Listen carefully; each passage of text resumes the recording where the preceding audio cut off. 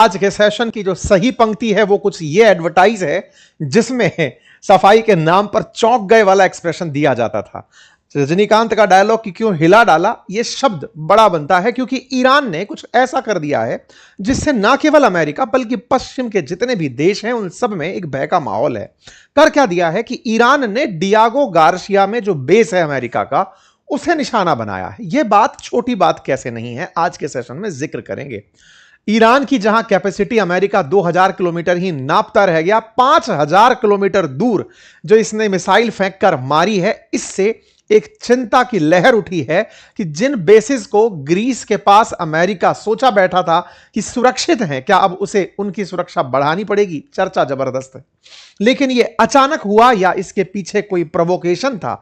इतने दिन से डियागो गार्सिया निशाना क्यों नहीं बना, तो उसका कारण है कीर स्टारमर, क्योंकि हाल ही में यूके की तरफ से कहा गया कि वो यूएस को डियागो गार्सिया यूज करने की इजाजत देता है। इधर इजाजत हुई, दूसरे दिन धमाका।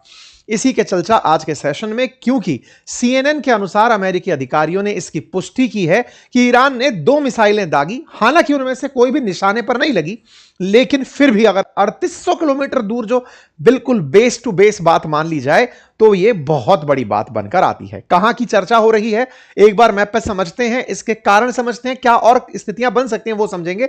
यदि हम भारत को देखें तो भारत के दक्षिण में मॉरिशस का एक आइलैंड है जिसका नाम है डियागो गार्सिया, जो कि ब्रिटेन ने उधार मांगा हुआ है और उसने यूएस को दिया हुआ है। तो ईरान ने यहां से यहां पर आइलैंड पर निशाना लगाया है।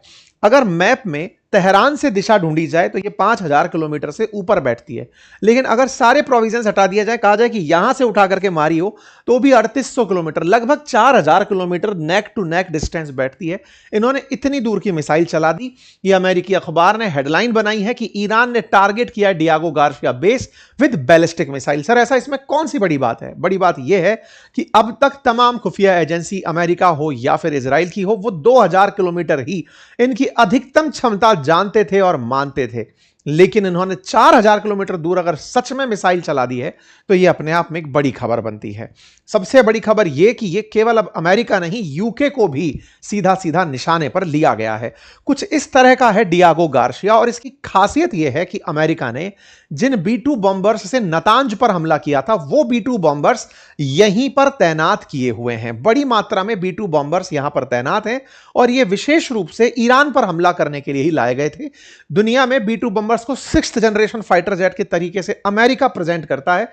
वो इन्हें F-35 से भी ऊपर का मानता है। यह मानता है कि यह पकड़ में तो आते ही नहीं है, और ये जो गोला फेंकते हैं वो दुनिया में सबसे गहराई तक जाकर पेनिट्रेट कर सकता है, मतलब इतने हैवी बम को ले जाने में सक्षम है।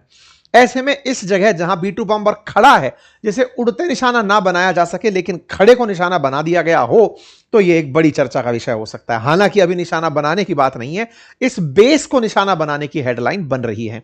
कुछ इस तरह से यहां पर युद्धपोत तैनात रहते हैं, वॉरशिप तैनात रहते हैं, और कुछ इस तरह से यहां पर फाइटर जेट्स और B-2 स्प्लिट तैनात दिखाई सैटेलाइट में देती है।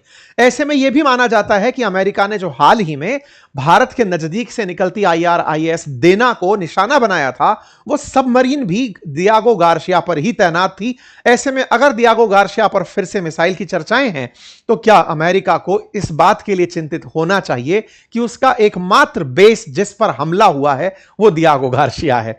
क्योंकि वेस्ट एशिया के अंदर जिन देशों में फिलहाल हमले हो रहे हैं वो किसी और देश की ली हुई टेरिटरी है। यहां तो यूके और यूएस संयुक्त रूप से युद्ध अनाउंस कर चुके हैं और वहां हमला अपने आप में बड़ा है। हालांकि डियागो गार्सिया का विवाद लंबा पुराना है, आपको कई बार हमने सेशन के अंदर जिक्र भी किया है।